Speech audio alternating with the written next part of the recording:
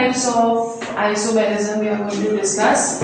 हुआ क्या isomerism? The phenomenon in which compounds have same molecular formula but different structural formula, और जो दोनों या तीनों या more than three, any compound can have two or more than two क्या कहते हैं counterparts, और इन counterparts को हम बुलाते क्या है? They are known as isomers, right? अब जो isomers होंगे उनकी physical properties जो हैं they are going to be different, right? They are going to have different physical properties. Chemical properties may or may not be same. When we are going to do isomers, we have colors भी इनके आप देखोगे कि बहुत सारों के colors भी different होते हैं, और chemical properties भी कुछ isomers की different होती है, और boiling points भी different होते हैं. So फिजिकल और केमिकल प्रॉपर्टीज में वेरिएशंस नजर आती है जब हम आइसोमर्स पढ़ते हैं. दो तरह के हमें आइसोमर्स पढ़ने हैं. The first one that is known as structural isomerism.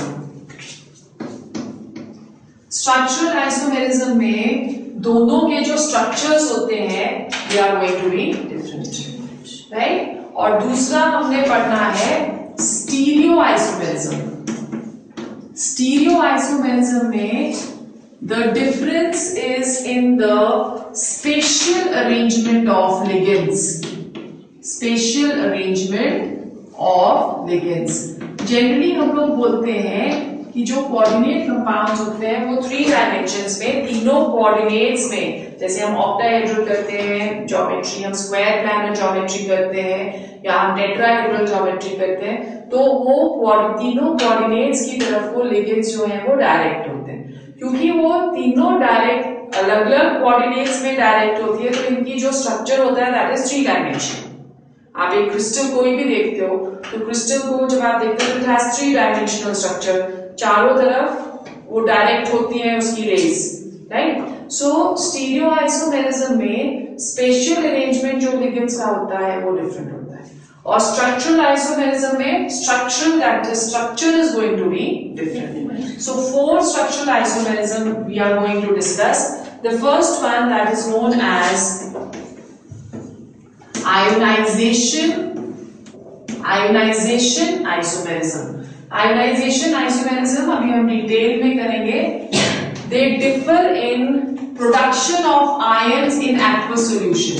ये डिफरेंट आयंस देते हैं इन एक्वस सॉल्यूशन. आयोनाइजेशन आइसोमेरिज्म, ठीक है. सेकेंड जो आइसोमेरिज्म है that is known as hydrate. Hydrate isomerism में number of molecules of water of crystallisation अलग होते हैं. Water of crystallisation are different.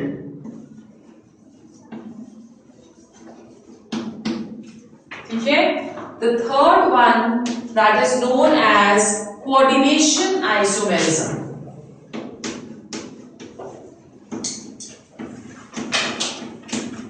Coordination isomerism जो है वो कॉम्प्लेक्स पॉलीहेड्रा जिसके पास 2 डिफरेंट कोऑर्डिनेट एंटिटीज है उसमें कोऑर्डिनेशन आइसोमेरिज्म एग्जिस्ट करता है. ठीक है. तो ये एग्जिस्ट करेगा जिसके पास 2 different coordinate entities are present. ठीक है, क्लियर हो गया. एंड द फोर्थ वन उसे हम बुलाते हैं लिंकेज आइसोमेरिज्म. लिंकेज आइसोमेरिज्म उन कोऑर्डिनेट कंपाउंड में एग्जिस्ट करता है जिनके पास एम्पीडेंट लिगेंड्स हैं. इनकी पॉइंट ऑफ अटैचमेंट अलग होती है. एम्पीडेंट लिगेंड्स हमने पढ़े हैं, जैसे फॉर एग्जांपल साइनो और उसका एम्पीडेंट लिगेंड आइसोसाइनो. ठीक है. सो साइनो में वो कार्बन से लिंक कर रहा है और आइसोसाइनो में वो नाइट्रोजन से लिंक करेगा. उसी तरह से हमने करा था नाइट्रीटो, ओ नाइट्रीटो और N nitrito. N nitrito N से करता है और ओ नाइट्रीटो ओ से करता है. तो इसमें एम्बिगुएट लिगेंड्स जिसपे प्रेजेंट होते हैं वही सिर्फ लिंकेज आइसोमेरिज्म शो करता है, पॉइंट ऑफ अटैचमेंट इसमें अलग होता है, ठीक है। Then we go on to stereo isomerism. दो तरह के स्टीरियो आइसोमेरिज्म हम पढ़ेंगे। The first one that is known as geometrical isomerism, and the second one that is optical isomerism, ठीक है। so this is how we categorize the types of isomerism। Structure में हमने 4 पढ़ने हैं, ionization, hydrate, coordinate and linkage, और stereo isomerism में हमने 2 पढ़ने हैं, geometrical and optical. So let's go on to the detail of each kind of iso. First isomerism उसे हम बुलाते हैं आयोनाइजेशन। पहले हम स्ट्रक्चर पढ़ेंगे, फिर हम स्टीरियो बाद में पढ़ेंगे। Ionization isomerism. आयोनाइजेशन आइसोमेरिज्म में the isomers have same molecular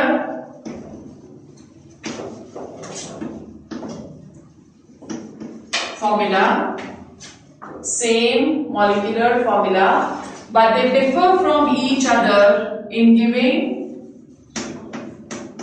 different ions in solution, which means कि इनके जो काउंटर आयंस होते हैं,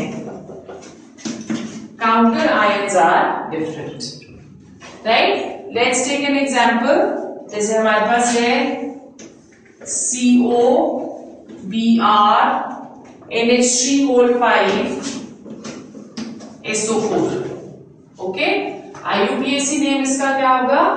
पेंटा अमीन ब्रोमीडो कोबाल्ट 3 सल्फेट, ठीक है, क्लियर हो गया। अब ये जो होता है पेंटा अमीन ब्रोमीडो कोबाल्ट 3 सल्फेट, ये इसका जो कलर है this is reddish violet colour. जब हम इसे पानी में डिसॉल्व करते हैं तो ये क्या देता है? सल्फेट आयंस देगा। क्यों?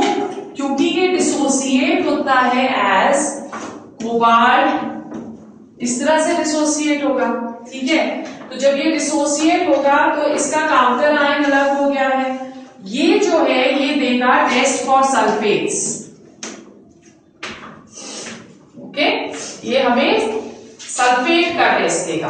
अब अगर इसका हमको आइसोमर देखना है तो आइसोमर जो इसका है that is this.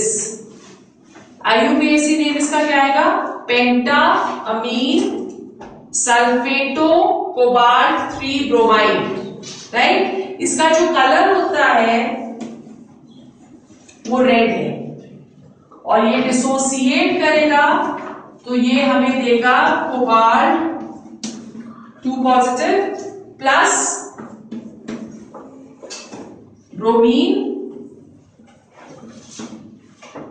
Negative, right. अब जब हम इसके लिए टेस्ट करेंगे तो ये किसका टेस्ट देगा? It will give test for bromine, right. So अब इन दोनों का स्ट्रक्चर अलग हो गया, इसलिए ये टेस्ट भी दोनों अलग दे रहे हैं और काउंटर आयंस भी अलग दे रहे हैं, राइट। अनदर एग्जांपल जो कि आप ले सकते हो इसका, दैट इज नाइट्रेट और सल्फेट आयन। तो एग्जाम्पल हम ले सकते हैं इसका cobalt NH3O5 NO3 and sulphate, और इसका जो आइसोमर होगा that is going to be cobalt NH3O5 SO4 NO3। जो ये है ये सल्फेट का टेस्ट देगा और जो ये है ये ब्राउन रिंग टेस्ट देगा नाइट्रेट का। सो दोनों अलग टेस्ट देते हैं। So both are isomers. This is what ionization isomer is, clear? Second जो हमारा है that is the second type is hydrate isomer. Hydrate isomerism. अब हाइड्रेट आइसोमेरिज्म में डिफरेंस किस चीज में होता है? The isomers they differ in water of molecules of water of crystallization. इसमें वही वाटर ऑफ क्रिस्टलाइजेशन या मॉलिक्यूल्स सेपरेट होंगे जो एज काउंटर आयंस प्रेजेंट होंगे. जो एज लिगेंड्स प्रेजेंट होते हैं वो रिमूव नहीं होते हैं जब आप रिएक्शन करते हैं H2SO4 के साथ. ठीक है, जैसे लेट्स टेक एग्जांपल. इसको हम सॉल्वेट आइसोमेरिज्म भी बुलाते हैं. हम एग्जांपल ले रहे हैं. First example is chromium H2O6 chloride. अब यहां पे हम देख रहे हैं कि सारे के सारे जो वाटर मॉलिक्यूल्स हैं वो एज लिगेंड्स प्रेजेंट है, कोई भी एज काउंटर आयन प्रेजेंट नहीं. राइट?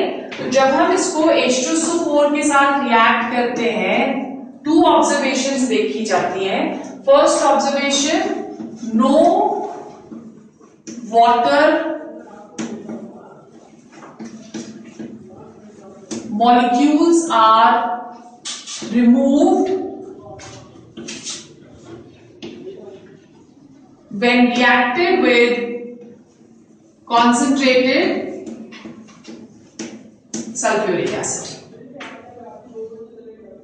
ठीक है? And number 2, 3 moles of chloride ions precipitate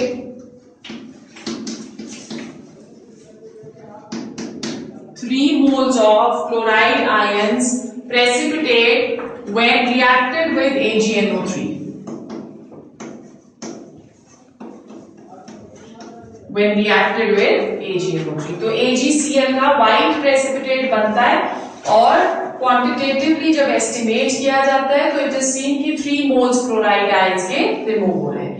ये दोनों ऑब्जर्वेशंस शो करती है कि इस मॉलिक्यूल के पास कोई भी वाटर ऑफ क्रिस्टलाइजेशन प्रेजेंट नहीं और सारे के सारे जो वाटर मॉलिक्यूल्स हैं वो एज लिगेंड्स है, कोई भी water molecule as counter ion present नहीं है. ठीक है? सेकेंड, इसी का आइसोमर हम देख रहे हैं. CrCl H2O5 Cl2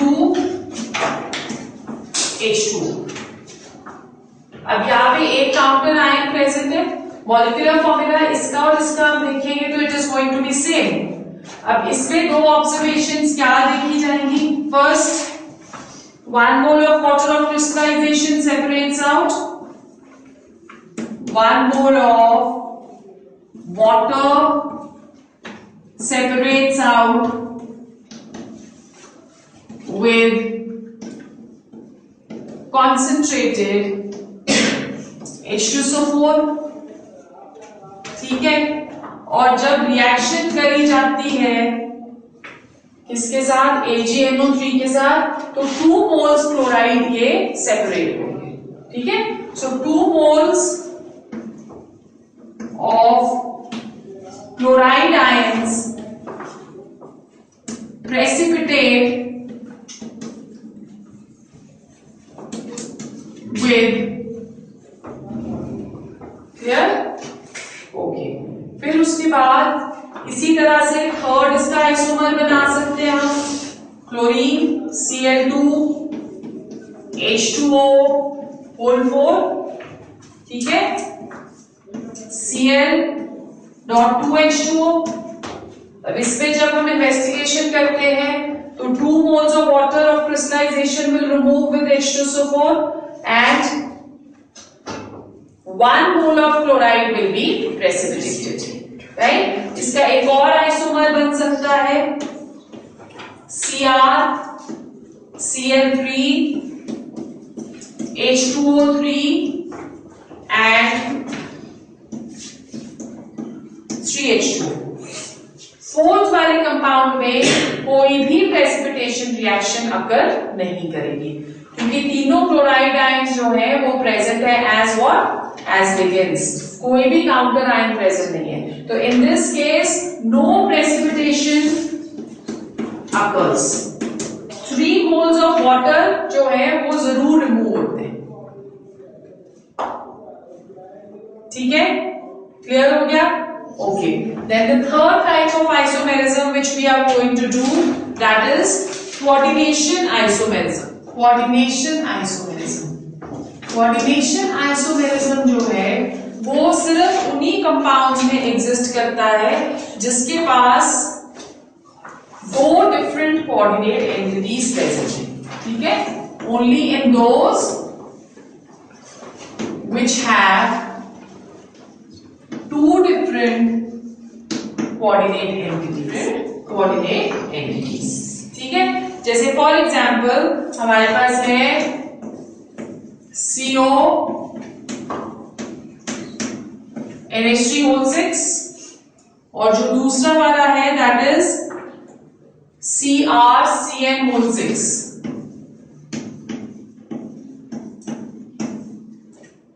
ओके, अब इसमें क्या होगा, इसमें कोबाल्ट के साथ जो लिगेंड्स प्रेजेंट है वो अमीन है और इसमें क्रोमियम के साथ जो लिगेंड्स प्रेजेंट है वो साइनो है। ओके, अब ये दोनों लिगेंड्स जो हैं ये आपस में इंटरचेंज हो जाते हैं, तो इसका जो आइसोमर बनेगा वो क्या बनेगा, कोबाल्ट CnO6। अब यहां पे कोबाल्ट के लिगेंड्स क्या हो गए, साइनो, और क्रोमियम के लिगेंड्स क्या हो जाएंगे, amine. So this is coordination isomerism, right? एक और एग्जांपल हम ले सकते हैं। Another example which we can take is Cu NH3 4 and platinum Cl4। इसका आइसोमर क्या हो जाएगा, Cu Cl4 and platinum NH3O4. So the ligands they are going to change with each other. ठीक है, have you understood? Okay. Then the last one is linkage isomerism. Linkage isomerism. As I just told you कि linkage isomerism सिर्फ exist करता है ambivalent ligands में। Okay, ambivalent ligands वो होते हैं which have different points of, ठीक है, which have different points of arrangement। जैसे फॉर एग्जाम्पल अगर हमारे पास है NO2 नेगेटिव, तो इसके पास ऑलरेडी हम नॉमेनक्लेचर में कर चुके हैं, इसके पास 2 पॉइंट्स ऑफ अटैचमेंट है। अगर पॉइंट ऑफ अटैचमेंट नाइट्रोजन है तो इसे हम बुलाते हैं नाइट्रीटो N,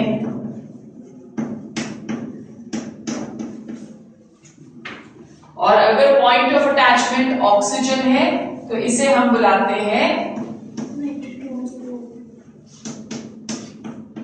नाइट्रीटो O। ठीक है, उसी तरह से साइनो हो गया, अगर पॉइंट ऑफ अटैचमेंट C है तो it is known as cyanato, और अगर N है तो it is known as isocyanato. ठीक है, अगर SCN है तो SCN में point of attachment is sulphur, then it is known as thiocyaneto, right? And if point of attachment is nitrogen, then it is isothiocyaneto। इसमें से सेक्शन में से एक क्वेश्चन जरूर आता है ऑर्गेनिक केमिस्ट्री, एक नॉमेनक्लेचर में से आएगा, एक इसमें से आएगा, और एक तुम्हारा BSc PR का से आएगा। ठीक है,